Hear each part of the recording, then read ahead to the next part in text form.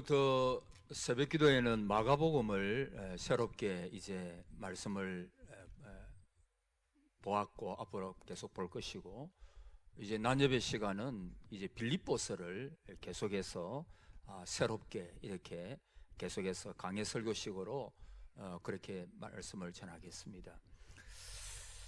여러분, 바울은 누구에게나 어느 교회에 서신을 보내든지 빼놓지 않고 서두에서 항상 기쁨과 감사를 표현합니다. 본서에서도 어김없이 빌립보 교회, 빌립보 성도들에 대한 바울의 기쁨과 감사가 있습니다. 그 이전에 2절 말씀해 보니까 하나님 우리 아버지와 주 예수 그리스도로부터 은혜와 평강이 너희에게 있을지어다 라고 말하고 있지요. 이것은 빌립보 교회 성도들을 향한 바울의 축원이고 바울의 축도입니다. 바울은 여기서 빌립보 교회 성도들에게 하나님과 예수 그리스도로 말미암는 은혜와 평강이 있기를 바랍니다 라고 하는 것입니다. 오늘도 아마 바울이 우리 동상교회에 편지를 쓴다면 똑같이 그렇게 말할 것이라고 생각합니다. 동상교회 사랑하는 성도님들이여, 하나님과 예수 그리스도로 말미암아 여러분의 교회와 가정과 한 분 한 분에게 은혜와 평강이 있기를 바랍니다. 할렐루야. 여러분에게 은혜와 평강이 있기를 바랍니다. 넘치시기를 바랍니다. 은혜가 뭐지요? 우리 기독교의 가장 중요한 핵심 단어가 바로 은혜지요. 이것은 인간의 행위와 관련이 없이 하나님께서 값없이 주시는 선물을 가리키지요. 호의를 가리킵니다. 값없이 주시는 호의를 가리키죠. 특별히 은혜의 선물, 가장 놀라운 선물이 뭡니까? 구속함의 은혜입니다. 예수 그리스도의 십자가, 그 십자가를 통한 대속의 희생을 통하여 오늘 저와 여러분들에게 구원의 은혜, 여러분 이 은혜만큼 큰 은혜가 없습니다. 오늘 이 자리에 나온 모든 우리 동상의 가족들이 다 구원의 은혜를 받으신 줄 믿습니다. 혹 받지 못했다고 한다면 성령께서 역사하셔서 구원의 은혜, 죄사함의 은혜를 받으시기를 바랍니다. 오늘 저와 여러분이 이 자리에 있는 것, 가장 놀라운 은혜입니다. 이 자리는 축복의 자리요, 이 자리는 구원의 자리인 것입니다. 여러분 구원의 은혜가 가장 놀라운 은혜의 선물이지요. 그리고 평강이라고 하는 것은 그런 하나님의 은혜로 주어진 사람에게 주어지는 열매가 평강입니다. 은혜로 구원받았습니까? 여러분이 은혜를 받으셨습니까? 그러면 반드시 하나님께서 여러분에게 평강을 주세요. 여러분, 평강은 하나님의 은혜의 결과입니다. 이 세상 사람들은 다 평강을 원하죠. 근데 대개의 사람들은 이 평강을 세상 가운데서 찾습니다. 세상은 평화 원하지만 세상은 평화를 원합니다. 왜냐하면 세상에는 전쟁이 있고 어려운 경제 사정이 있고 폭력이 있고 여러 가지 말 못할 악인들이 많고, 그래서 어려운 여러 가지 문화를 통해서, 문명을 통해서, 국가와의 어떤 여러 가지 대립들을 통해서 사람들이 평화를 얻지 못한 경우가 많이 있습니다. 그들은 평강을 세상이 줄 수 있는 것처럼 생각합니다. 그들은 많은 재물이나 권력을 통해서 평강을 얻을 수 있다라고 생각합니다. 그래서 그 권력과 평강, 아니요, 권력과 재산과 이런 많은 세상의 것들이 평강을 줄 수 있는 하나의 방편으로 생각하기 때문에 그것을 얻기 위하여 온갖 방법을 다 동원해서 얻기를 바라는 것입니다. 현재의 고통이나 희생도 마다하지 아니하고 그것들을 쟁취하려고 하죠. 그러나 과연 여러분, 세상의 것들이 평강을 줄까요? 재물이나 권력이나 다른 세상이 평강을 줄 수가 있습니까? 다는컨대 그런 것들이 우리에게 평강을 줄 수 없습니다. 여러분, 돈 많은 분이나 권력 있는 사람, 이런 사람들이 그것을 지키려고 얼마나 노심초사하는지 모릅니다. 그래서 많은 경비원을 세우고 담을 높게 하고 요즘에는 여러 가지 기구들을 통해 가지고 그런 것들을 통해서 자기들을 지키려고 합니다. 여러분, 제가 오래되었지만 옛날 필리핀에 조금 있을 때 그 마닐라에서 한 1년을 살았는데, 그때 보면 이 필리핀이 옛날에는 우리나라보다도 훨씬 잘 살았어요. 근데 지도자를 잘못 만나가지고, 독재하는 지도자를 만나가지고 그 나라가 굉장히 경제사정이 어려워졌어요. 그래서 어려운 나라들의 공통점이 뭐냐 하면, 잘 사는 사람들은 굉장히 잘 살아요. 그런데 못 사는 사람들은 정말 못 사는. 근데 그 못 살고 어려운 사람들이 대다수라고 하는 것입니다. 그래서 그 필리핀 수도인 마닐라의 그 여러 가지 어려운 그 지역에 가보면 정말 여기가 사람이 사는 데인가? 여기는 동물들이 살아도 그런 데인데, 물이라든지 환경이라든지 모든 면, 그래서 거기에 많은 애들이 일찍 병균의 침입이나 이런 것들을 통해 가지고 일찍 죽어요.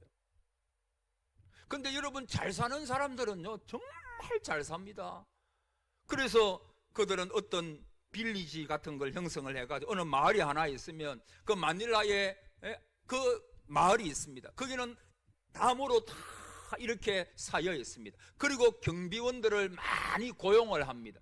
그래서 어떤 정이 없으면 거기에 산다든지 아니면 그 가족들을 통해서 오는 방문하는 사람들, 이런 사람들의 어떤 정이 없으면 누구나 그 곳에 들어갈 수가 없어요.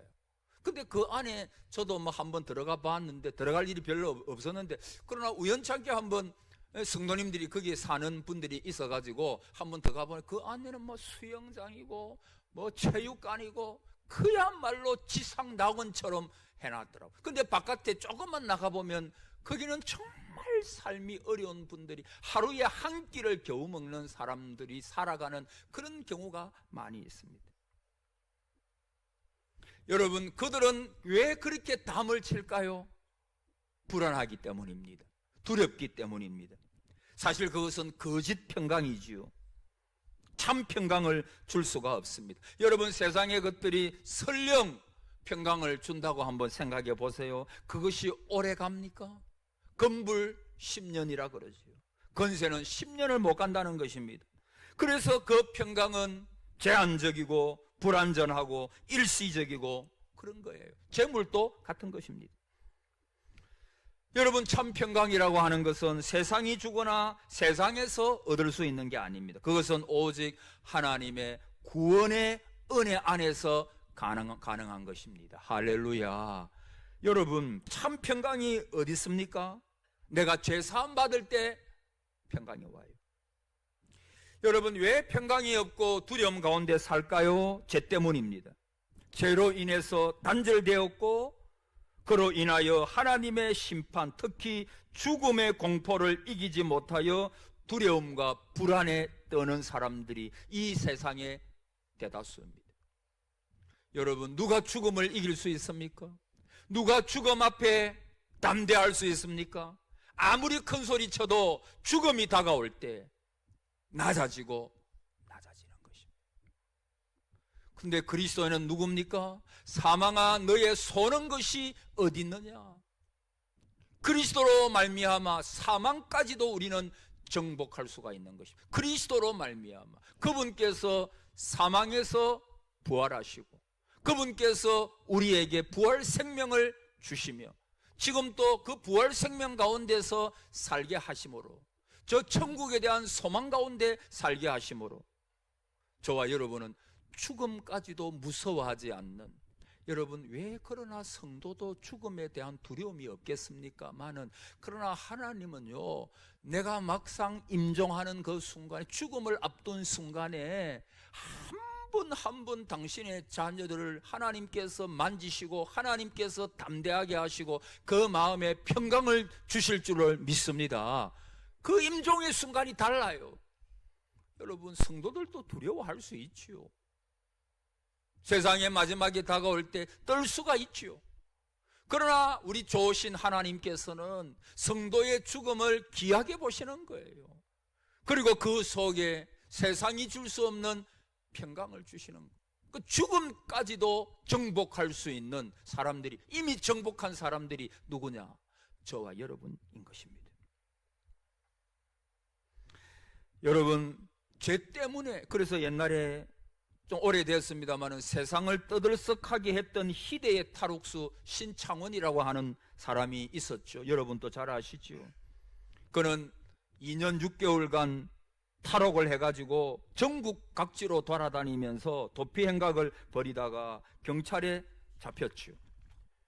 검거된 그가 처음 한 말이 뭐냐 하면, 이제는 마음이 편하다라고 하는 것입니다. 이제는 마음이 편하다. 도망 다니는 동안에는 그 어디에서도 불안한 거예요. 마음에 늘 불안과 초조와 염려가 있어가지고 잠을 제대로 자지도 못했는데, 차라리 내가 잡히고 나니까 비록 감옥이지만 발을 뻗고 잔다. 차라리 내가 잡힌 게 마음이 편하다는 것입니다. 여러분, 죄를 가지고 있는 동안에는 평안이 없어요. 늘 불안하고 초조한 것입니다. 여러분, 참 평강이라고 하는 것은 하나님과 화목해야 됩니다. 심판에서 벗어나야 됩니다. 그리고 그 결과로 평강이 다가옵니다. 여러분, 십자가가 바로 우리에게 주시는 평강, 그것을 선물로 주신 겁니다. 그래서 예수님은 화목 제물로 죽으셨어요. 그의 십자가의 피로 화평을 이루사 만물고 땅에 있는 것들이나 하늘에 있는 것들을 그로 말미암아 자기와 화목하게 되기를 기뻐하심이라. 평안을 너희에게 끼치노니 곧 나의 평안을 너희에게 주노라. 내가 너희에게 주는 것은 세상이 주는 것 같지 아니하니라. 너희는 마음에 근심도 말고 두려워하지도 말라.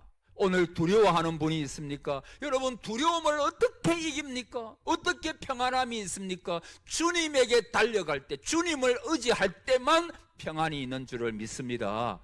하나님만 의지할 때 평안이 있어요. 여러분, 만약에 나의 평안을 너희에게 주노라, 이런 말을 누가 할 수 있겠습니까? 주님 외에 누가 할 수 있겠습니까? 다 죽음 앞에 쓰러져간 그 사람들이 나의 평안을 너희에게 주노라, 십자가의 피로 화평을 이루었다, 누가 말할 수 있습니까?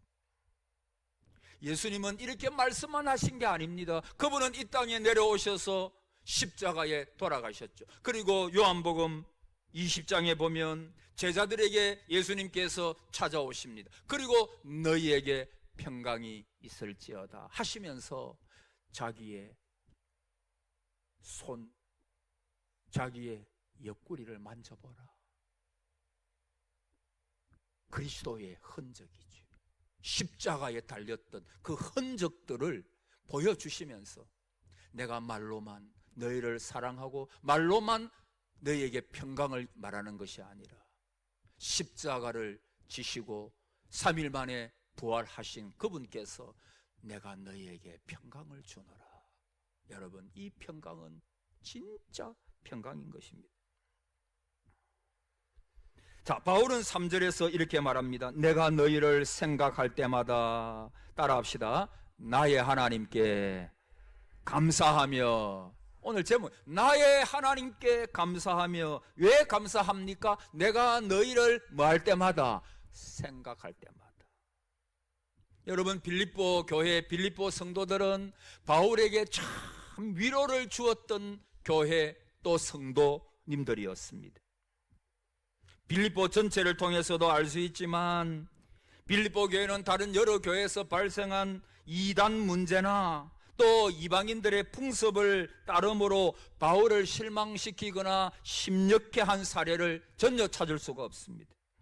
오히려 빌립보 교회는 극심한 환난 가운데서 굳건하게 시련을 이겨내므로 바울에게 큰 기쁨과 소망을 준 교회였습니다. 특별히 사도 바울에게는 그가 물질적으로 어려웠을 때에 처음 10년 전입니다. 이 빌립보 교회가 처음 이제 세워질 때 10년 전에도 물질을 통해서 바울을 위로했고 10년이 지난 다음에도 그가 감옥 속에 있을 때 에바브로 디도를 통해서 이 빌립보 성도들이 바울을 도왔습니다. 하여튼 뭐 이런 여러 가지를 통해서 빌립보 교회는 바울에게 있어서 위로가 되는 교회. 여러분, 교회는 평안하여 든든히 서가야 합니다. 그러기 위해서 우리 교회도 기도하고 사랑하고 돌보고 아름다운 공동체를 이루기 위하여 헌신해야 합니다. 이단들이, 여러분 요즘 이단들이 얼마나, 저에게도 지금 매주마다 한 두세 군데 이단들에서 편지를 보냅니다. 제가 처음에는 읽어보다가 요즘 읽어보지를 않아요. 근데 그 조금 읽어보면 어떤 내용인가 하면, 목사님 정신 차리십시오, 목사님 때문에 양들이 다 죽습니다, 보통 그 내용입니다. 저는 신천지 코로나 이후로 조금 약해진 것 같아요. 근데 그 이후로도 막 계속 편지를 보내요. 여러분, 요즘 그런 경우가 많았죠. 위장 침투라고 하는 것입니다. 위장 침투. 가만히, 거짓 선지자도 성경에 보면 가만히 들어온 사람이라 그랬잖아요. 그래서 가만히 교회에 들어와가지고 등록하는 것입니다. 그렇다고 등록하는 사람 다 그렇다는 말은 아닙니다. 그러나 등록을 해가지고 활동을 하면서 가만히 기회를 엿봐요. 그들이 하는 중점적인 일이 뭐냐면 그 교회 지도자들을 허물내기 시작합니다. 특별히 목사들, 주의 교역자들, 아니면 교회의 리더, 장로님들, 그 리더 있잖아요. 그 허물내는 거예요. 이 사람들은 가짜다. 그리고 부정적인 것들을 하여튼 잘 골라냅니다. 여러분, 사람은 본능적으로 긍정적인 이야기보다는 부정적인 이야기 할 때가 더 재밌거든요. 다른 사람 칭찬하는 것보다도 비난하는 일, 여러분 재밌잖아요. 근데 일단 여기에 귀를 기울이면 그 다음에 효과적으로 여러분 교회의 지도자들과 성도들 간에 완전히 갈라져 버리도록. 그래서 교회를, 여러분 그런 교회 너무 많습니다. 지금도 많이 있습니다. 그래서 그 교회의 신뢰관계를 깨버립니다. 그래서 교회 안에 들어와 가지고 근거 없이 지도자들을 비난하거나 교회 일을 비난하는 목소리를 경계해야 합니다. 한 걸음 더 나아가서 뭔가 교회 안에 비리나 부정을 찾아내려고 혈안이 되어 있는 사람 같으면 조심해야 합니다. 그 위장 침투라고 하는 것입니다. 하여튼 이 빌립보 교회는 거짓 선지자들, 그들을 물리친 복음 위에 바로 선 교회, 환난과 핍박 가운데서도 그들은 극심한 가난 속에 있는 교회였지만, 그러나 그 가운데서도 하나님 앞에서 바르게 믿음으로 살아가려고 했던 성도들. 그래서 사도는 이 빌립보 교회 성도님들을 생각할 때마다, 내가 하나님께 너희를 생각할 때마다, 너희를 생각할 때마다, 4절에 간구할 때마다 너희 무리를 위하여 기쁨으로 항상 간구함. 그 빌립보 성도들을 생각할 때마다 너무너무 기뻐요. 그래서 항상 하나님 앞에 간구하는, 여러분 교회는 간구하는 공동체입니다. 중보기도의 공동체입니다. 연약한 성도님들을 볼 때마다 우리는 그들을 위하여, 특별히 병든 성도들을 위하여, 연세 많으신 어른 우리 성도님들을 위하여, 그런 분들을 위하여 사랑으로 섬기며 기도해주는 공동체. 여러분, 다른 성도를 위하여 기도하려고 하면 어떻게 해야 할까요? 3절에 내가 너희를 따라합시다. 생각할 때마다. 생각한다, 생각. 이 뭐예요? 관심. 내가 너희를 바울은 감옥 속에 있으면서 빌립보 교회 성도들이 늘 생각나는 거예요. 그래서 그들에게 관심을 기울이는 것입니다. 관심이 있으니까 바울은 기도의 사람이고 하나님의 귀한 종이니까 해줄 게 뭐가 있어요? 하나님 앞에 감옥 속에서 그냥 간구하는 것입니다. 간구하는 것입니다. 어떻게 간구한다고요? 기쁨으로. 왜 기쁨으로 간구하? 그들이 복음에 흔들리지 아니하고 굳건하게 서서, 처음 받은 바 복음 위에 굳게 서서 10년의 세월이 흐른 뒤에도 신앙생활 잘 하고 있는 것을 볼 때 내가 하나님 앞에 감사한다. 그게 지도자의 심정이 아니겠어요? 그게 목사의 심정 아니, 그게 여러분 성도님들의 심정 아니겠어요? 성도님들이 신앙생활 잘하는 거, 어려운 가운데서도 꿋꿋하게 하나님을 의지하고 버텨나가는 거, 그런 분들을 볼 때마다 얼마나 귀하고 귀한 분들인가, 그런 생각을. 여러분, 바울은 항상 강구했어요. 여러분, 항상 강구할 수 있는 형편이 아닙니다. 그는 감옥에 있죠. 불편합니다. 장래에 대한 걱정과 근심이 많아요. 그러나 그 자신의 처지를 초월해서 항상 하나님 앞에 간구했어요. 괴로울 때도, 고난당할 때도 하나님 앞에 간구했어요. 저나 교회 지도자 여러분, 우리가 괴로울 때나 내 형편이 어떨 때를 떠나서 사랑하는 성도들을 위하여, 연약한 성도들을 위하여 우리는 기도해야 하는 것입니다. 여러분, 기도할 때마다 주의 종의 교회 지도자들의 기쁨이 되는 성도가 되시기를 축복합니다. 그분 생각할 때 떠오르는 이미지가 있잖아요. 그분 생각할 때 떠오르는 이미지. 하나님 앞에 참 충성하는 성도, 그리고 하나님 앞에서 신실하게 믿음 생활하려고 노력하는 분들, 자기가 맡은 일에 최선을 다하는 성도. 우리 교회도 보면 그런 성도님들이 너무 많아요. 그야말로 보배와 같은 분들이죠. 보배. 목사는 여러분을 혹 못 알아준다 해도 하나님은 보고 계시는 거, 하나님은 보고 계시는 거. 이름도 없이 빛도 없이 또 앞장서서도 섬기셔야 됩니다. 또 어떤 분은 이름도 없이 빛도 없이 그늘진 곳에서 주의 교회를 섬기는 너무나 많은 분들이 우리 교회에 있어요. 그런 분들을 생각할 때마다 내 마음에 너무나 감사가 넘친다고. 아마 빌립보 교회 교인들도 대부분이 그런 분들인 것 같아요. 그래서 사도 바울은 그들을 생각하니까 감옥 속에 있는 자신의 처지는 잊어버리고, 그 당시 감옥이 얼마나 열악했어요. 그 모든 것 다 잊어버리고 그들을 생각하니까 눈물 난다는 말은 없지만 아마 눈물이 났을 거예요. 그리고 그 성도님들이 보고 싶었을 거예요.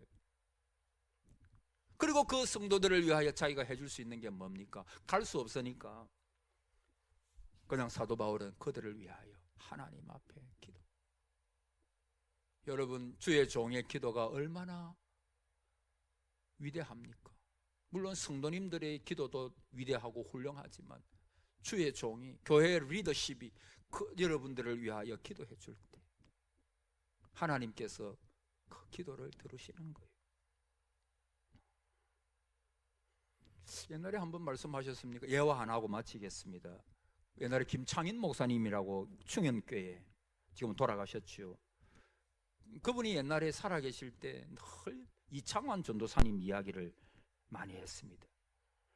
근데 이분이 북한에서 목회를 할 때, 그때 이창환 전도사님은 교회 청년이었는데 그가 교회 앞에 얼마나 헌신하고 모든 사람 보기에 칭찬받을 만하고 아름다웠는지, 김 목사님은 그를 볼 때마다 창환아, 너는 내 입에 혀 같구나 라고 그렇게 이야기를 했다고 합니다. 어느 날 18세가 된 이 청년이 세례를 받는데 목사님이 세례 문답하기 전에 묻기를, 창환아, 너 성경을 얼마나 읽었니?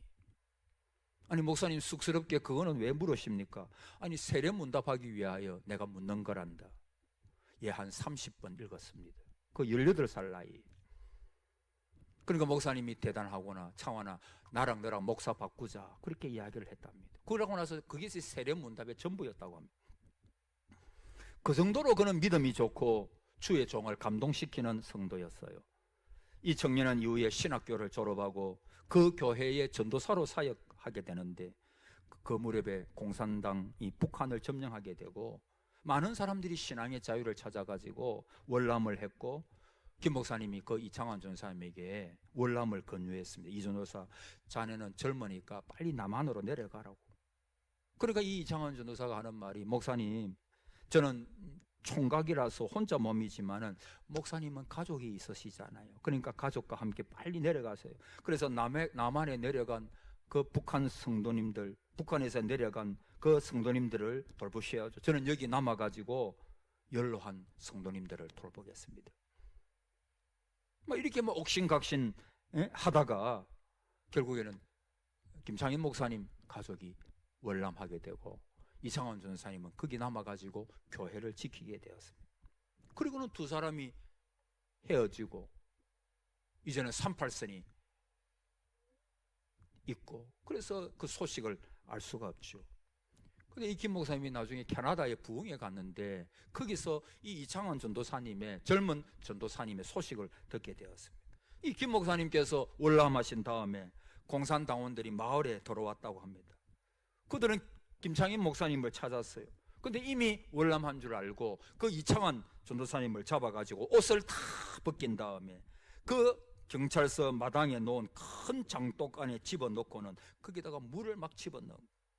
여러분, 그 당시에 겨울 영하 30도, 콧물이 흘러내리면 그대로 얼어붙을 정도의 강추위에, 그러니까 그 이 전도사님을 장독대 안에 넣어가지고 물을 넣어가지고 그냥 얼려 죽이려고 하는 것입니다.